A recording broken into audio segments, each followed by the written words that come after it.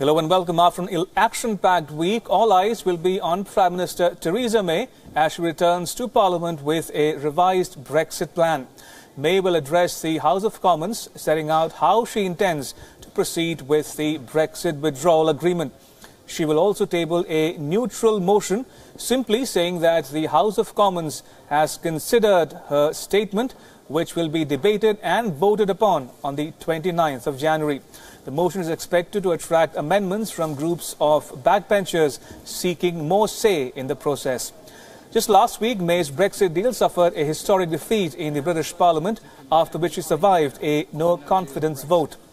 It is largely a nervous atmosphere in the UK now, as residents are worried about their future after leaving the European Union on the 29th of March this year.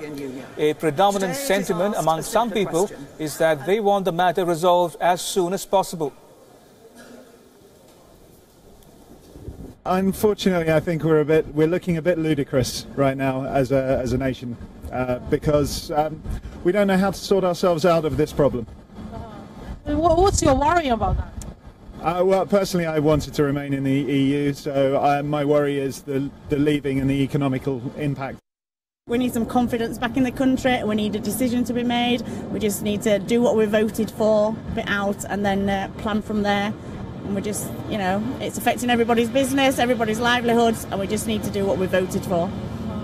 Hard or soft, it doesn't matter, we just need to sort it out. Now, senior business and political leaders from across the world are assembling in the Swiss resort town of Davos to discuss the future of the global economy.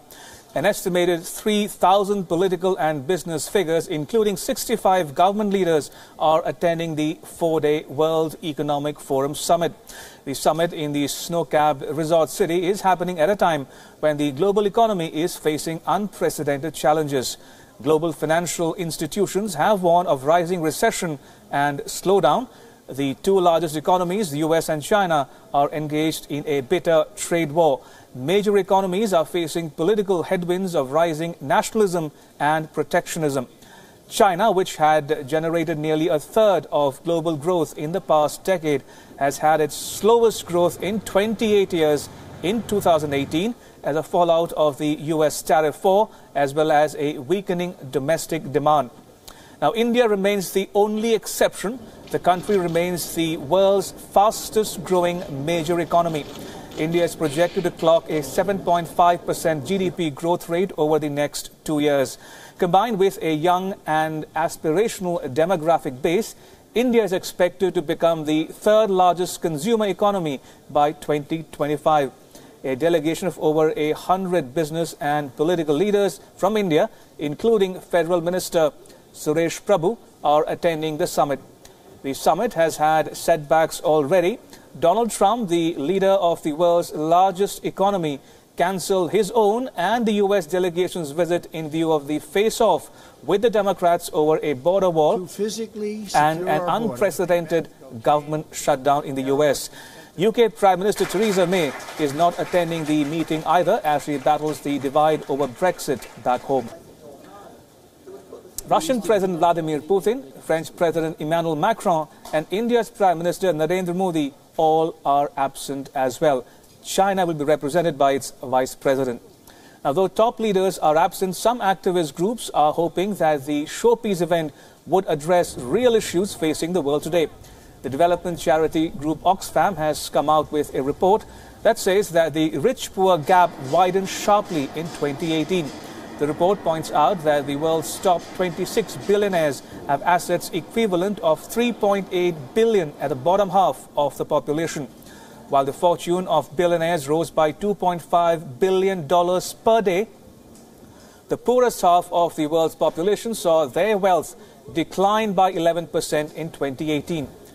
In India, the fastest growing major economy, 1% of the country's rich got richer by 39% in 2018, as against just 3% increase in wealth for the bottom half of the population.